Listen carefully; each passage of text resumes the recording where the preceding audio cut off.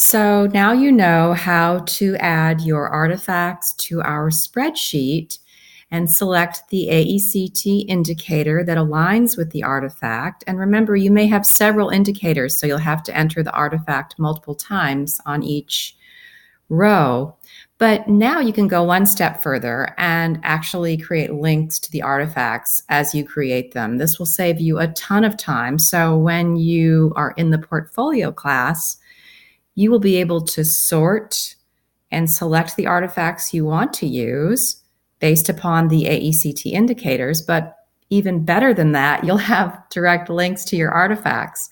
One of the keys to this is, of course, setting up your folder structure in Google Drive so that your main folder is shared with anyone with the link, and that you place all of your artifacts within a folder or folders. You can decide how you want to organize it. But let me just give you an example. So here's this EdTech definition graphic. And let's say I want to create a hyperlink to this, to a file I have in Google Drive.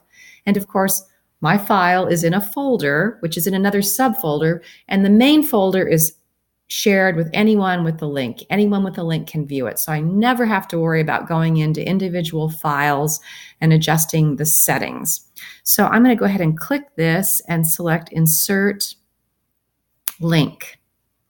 And I have a file here in my artifacts folder. It's not mine, it's a student, but I've placed this in a folder which is shared with anyone with the link. And all you have to do is just right click and click Get Shareable Link. And then you can see it is shared with anyone. So I'll go ahead and hit Control C or Apple Command C to copy that link. Now I'll go to my spreadsheet. Let me go back to it again. Insert Link. There we go. And I'm going to go ahead and paste that link in there and apply that. As you can see now, I've linked this to my actual graphic. And you can always test everything. Make sure, of course, your spreadsheet, this spreadsheet is also in a folder that is shared with anyone with the link that they can view it.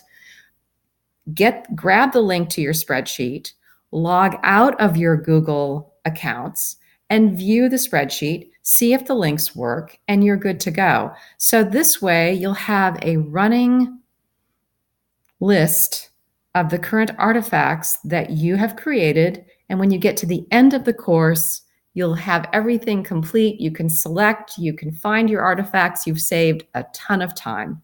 A little bit of work up front is worth a lot at the end of the course. Thanks for viewing.